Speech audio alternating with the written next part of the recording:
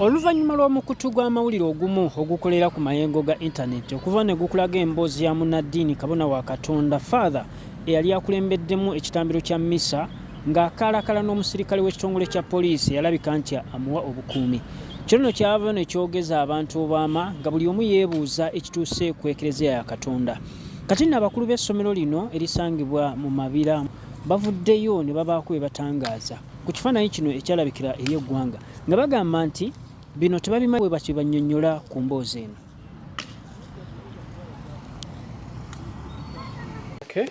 Yeah, I am Ongole John Charles, the Public Relations Officer of Mother Kevin College, Mabira. Together with me is the head teacher of the school, Mr. Polisi.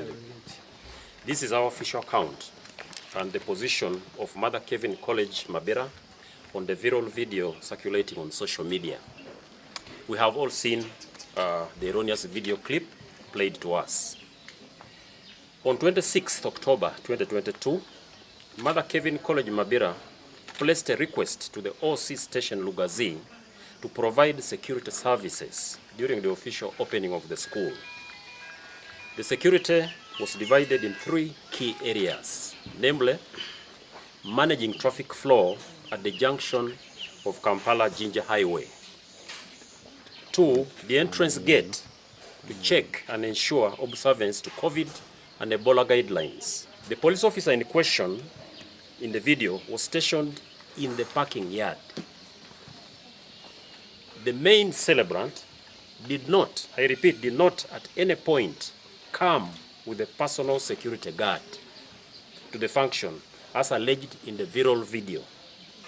In fact, he drove himself in his car alone to the function and parked his car in front of the administration block. That's important. The main celebrant has totally no connection to the security officer in the viral video. And as a school, we condemn in the strongest terms the acts of falsification of the truth and framing the main celebrant in that manner.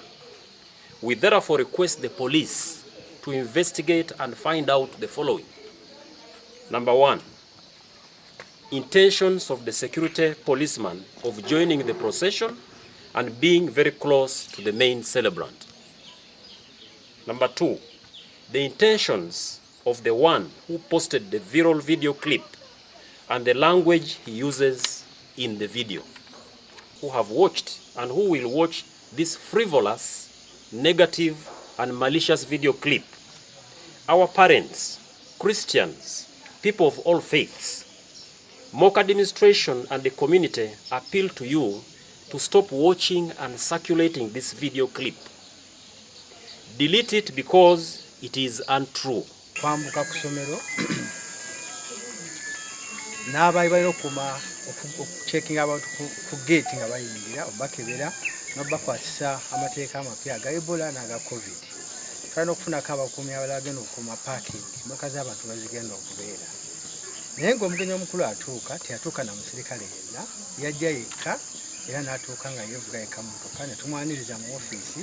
Bwe tumala omwaniriza ne tutandika procession gye mulabye mu katambi ennungi nga temuli musirikale yenna.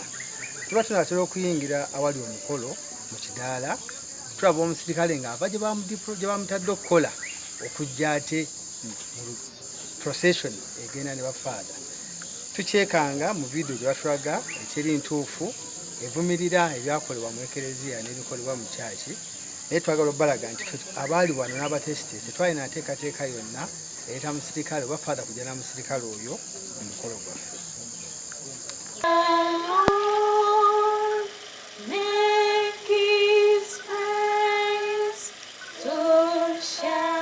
Amagezi aga buli ngeri bijjemu obugayaavu basome n'amaanyi babeere abantu balamu ekigendererwa mu bulamu buno